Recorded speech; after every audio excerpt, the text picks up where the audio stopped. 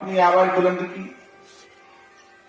किसी ने अत्याचार के खिलाफ अपनी आवाज बुलंद की, तो हमारे यहाँ डकैत नहीं बागी हुई जो व्यवस्था के खिलाफ, कोई समाज में कोई गलत रीति है तो उसके खिलाफ या उसके साथ कुछ अन्याय हुआ है तो उसके खिलाफ खड़े हुए हैं। तो हमारे यहाँ डकैत पैदा नहीं हुए, हमारे यहाँ बागी लगे हुए।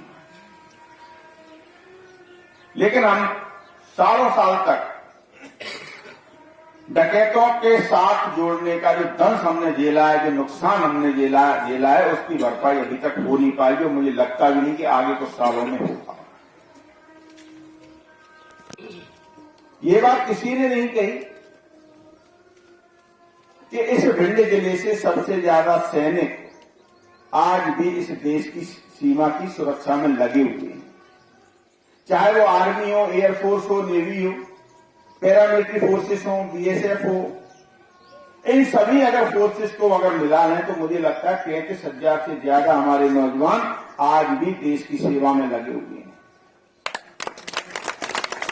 और देश की सेवा में लगे के साथ साथ अपने प्राणों की आहुति देने में कभी नहीं चूकते, कभी नहीं हिचकिचाते।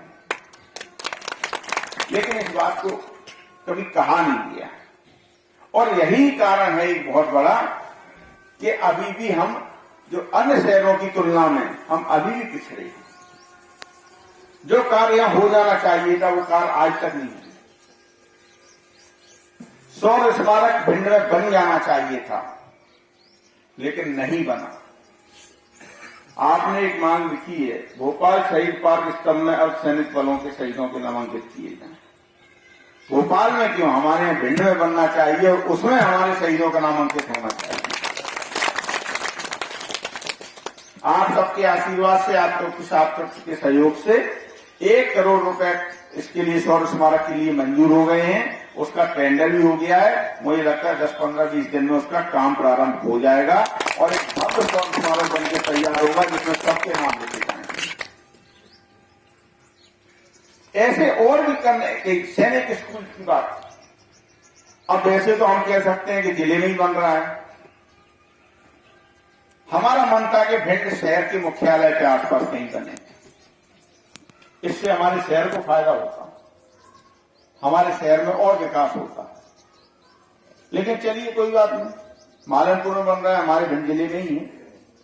इसके लिए आदरणीय राजनाथ सिंह जी को, आदरणीय नरेंद्र सिंह मोदी जी को, नरेंद्र भाई मोदी जी को, आदरणीय हमारे मुख्यमंत्री शिवराज जी को बहुत बहुत धन्यवाद। लेकिन ये पीड़ा एक दिल में हमेशा रहेगी कि अगर ये हमारे भिंड मुख्यालय पर बनता तो ज्यादा अच्छा रहता। निश्चित तौर पर हमारी जो भूमि है वीरांगनाओं की भूमि है।